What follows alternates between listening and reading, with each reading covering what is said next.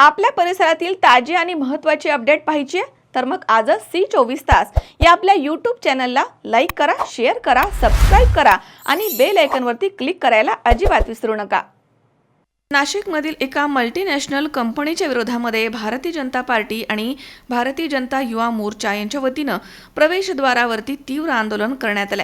कंपनीमधील महिला कर्मचाऱ्यावरती कथित शोषण, लैंगिक अत्याचार, धर्मांतराचा दबाव तसेच वाढत्या शिस्तभंगाच्या घटनांविरुद्ध हे आंदोलन छेडण्यात आलं।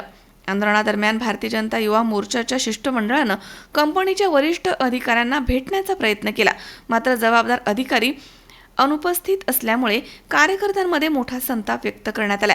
मुख्य अधिकारी उपस्थित झाल्याशिवाय निवेदन देणार नाही अशी ठाम भूमिका घेत शिष्टमंडळानं दुय्यम अधिकाऱ्यांकडे निवेदन देण्यास नकार दिला। कार्यकर्त्यांनी महिला सुरक्षेचा प्रश्न गंभीर असल्याचा आरोप करत व्यवस्थापनावरती दुर्लक्षाचा ठपका ठेवलाय।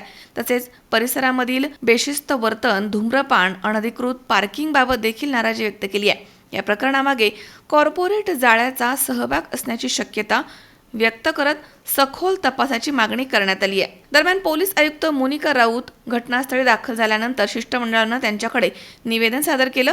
या निवेदनामध्ये भाजप आणि भारतीय जनता युवा मोर्चाचे पदाधिकारी मोठ्या संख्येने सहभागी झाले होते। संबंधांवरती कारवाई होईपर्यंत आंदोलन सुरू ठेवण्याचा इशारा यावेळी देण्यात आला। कंपनीच्या प्रशासनाबरोबर निवेदन द्यायला आणि चर्चा करायला आम्ही गेलो होतो, परंतु मुंबईचा HR येऊन काय सांगणार आहे, त्याच्यामुळे इथलं जे प्रमुख काम पाहणारे कपूर आहेत ते कपूर हे उपलब्ध नाहीये। आम्ही प्रशासनालाही सांगितलं आणि पोलिसांना विनंती केली की आम्हाला कपूर पाहिजे, आम्हाला त्यांच्या बरोबर चर्चा करायची, कारण आम्ही मुंबईहून आलेला HR आम्हाला इथं काय सांगणार।